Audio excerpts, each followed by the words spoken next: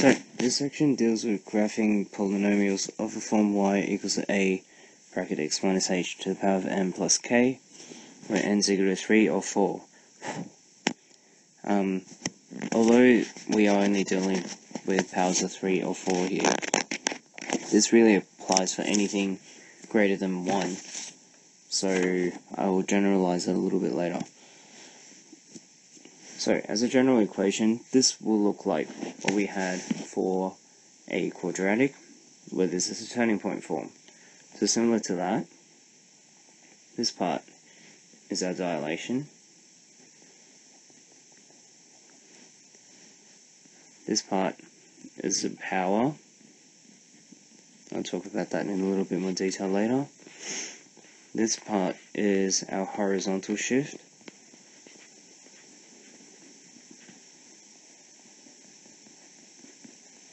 And this part is our vertical shift.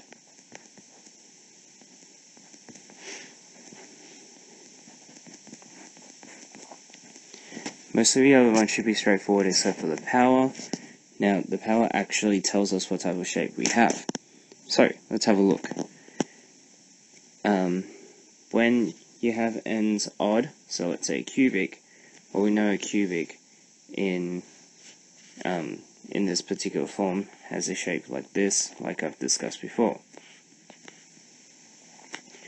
In the middle we have a point of inflection, so for an odd power one, we have a point of inflection there. And for a negative form, it will be the opposite of that. Now, for something to the power of 4, or because we're talking about even powers, we have something like a quadratic. Well, we know what a quadratic looks like, which is this. All even powers will do the same thing, and remember, in the center you have a turning point. And similarly, we have a negative version where there's a turning point right there. So, let's just do a couple of examples because it's the easiest way to show you. We're going to sketch this particular function. Y equals to negative 3, x plus 1 cubed minus 1. So, we have a power, which is 3, right there. Okay. And we have our a being negative 3. Because that a is negative 3, that tells us that this is a negative graph. And we also have n to the power 3, which means it will be cubic. And if you go back through, a negative cubic graph will look like this. Now, because this is a negative cubic, we will have a point of inflection like I pointed out earlier in the table. So point of inflection, we're going to read it off. You have a minus 1 here. Remember, you take the negative part of that. And then you have a minus 1 there. So we also have a negative 1 there. If you solve your x-intercept, you will get that particular value there. And your y-intercept, you'll have 0, negative 4. If you're not too sure about how to solve it, you will need to come and see me or your methods teacher. So, we have our point of inflection at negative 1, negative 1, which is located somewhere here. Our y-intercept is 0, negative 4, and our x-intercept will be somewhere here.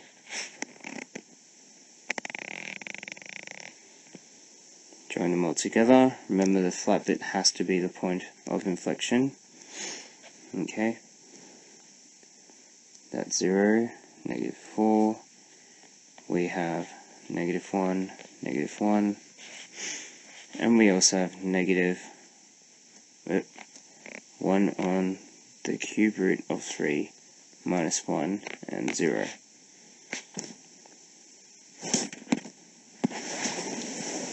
Here's another example.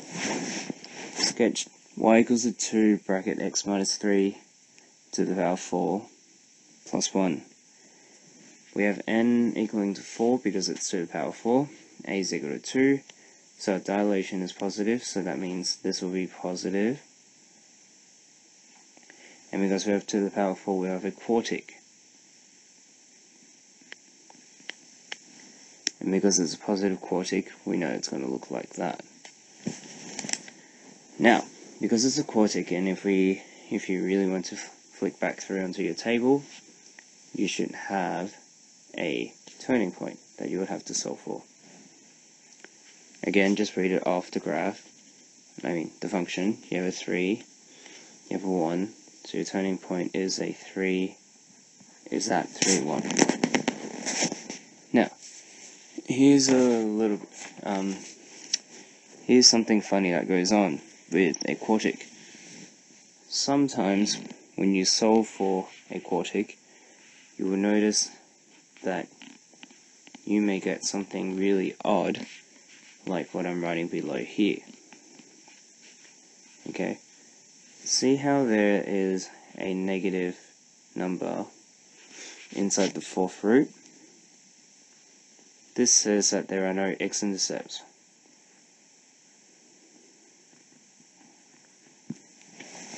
Why aren't there any x-intercepts? Well, if you take any negative number and you take it to the power 4, well, it's really just 2 squares. But when you square something, you have a positive number. So they're both going to be positive and you're multiplying it together. That means whatever you have as to the power 4, when you take it to the power 4, it should become positive. Because you can't have any negative numbers, there aren't any solutions that exist. So, we have no x-intercepts, and we have a y-intercept there of 0 and 163. Let's put the points in again. There's my y-intercept, there's my turning point. We know it's going to go down and then up. So there we have it. And that's 3, 1. That's 0, 163.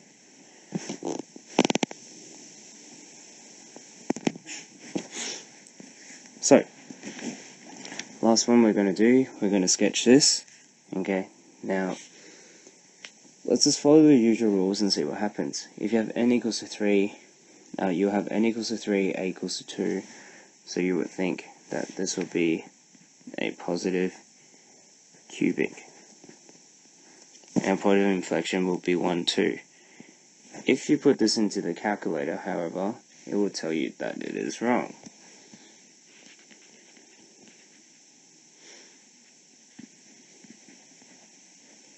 Now, why is it wrong? Well, if you actually look at just the coefficient in front of the x, we have a negative 2 here and a 2. And our x part, that's going to turn out with the cube, it's going to multiply these two numbers. So we have 2 here, and then there is a negative 2 here. That's going to get cubed, so I'm going to drag this cube down and cube the whole thing. Well, if you work that out, that is actually negative 16. If you have a negative coefficient in front of x cubed, that means that this is a negative cubic.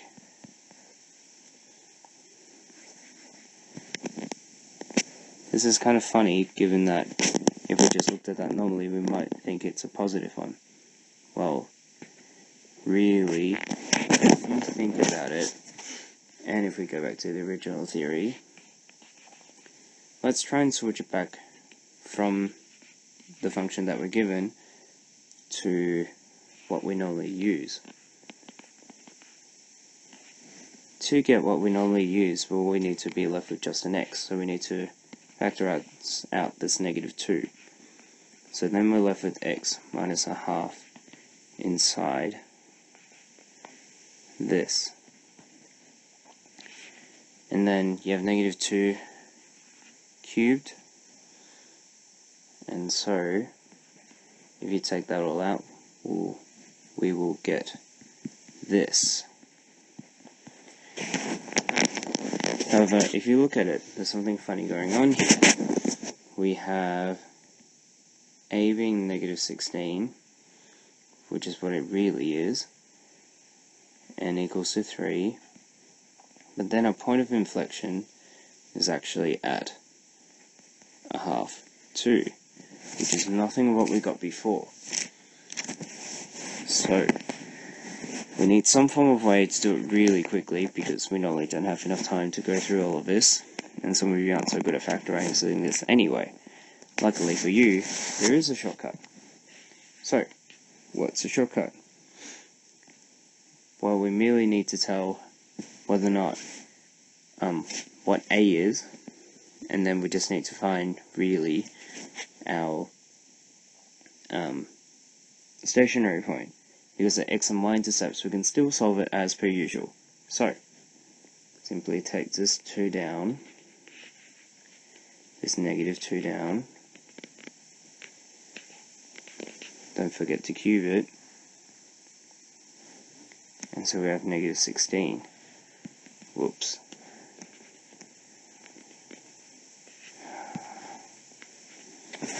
Because this is negative 16, we know that this is a negative cubic. Okay, much quicker than trying to go the other way about it.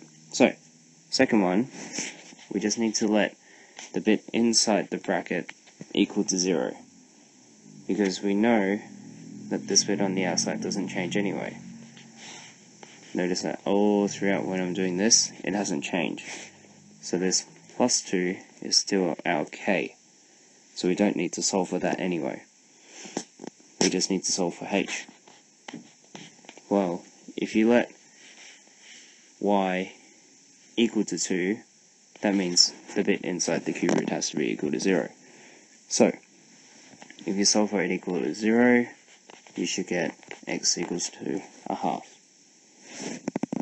Which means our point of inflection for this case will be equal to a half and 2.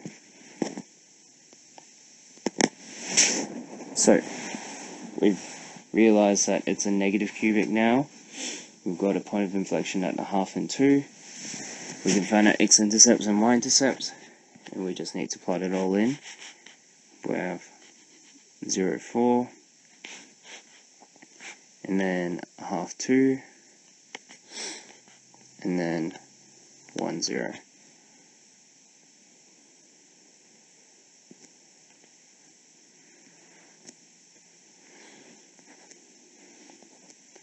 And there we have it.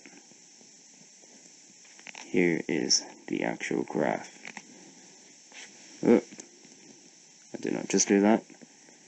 Here we go, a half 2, and that's 1, 0.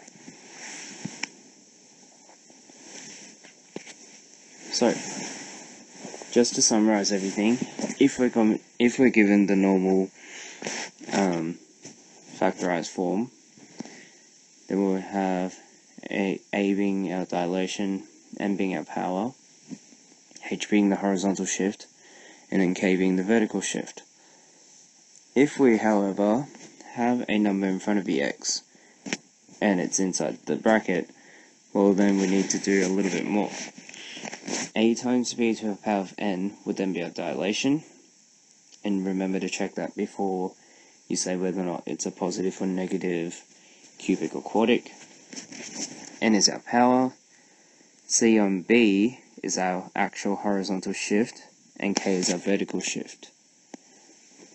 So remember, if you do ever need to find the x component on a stationary point, well, you need to let the bit inside the bracket equal to 0.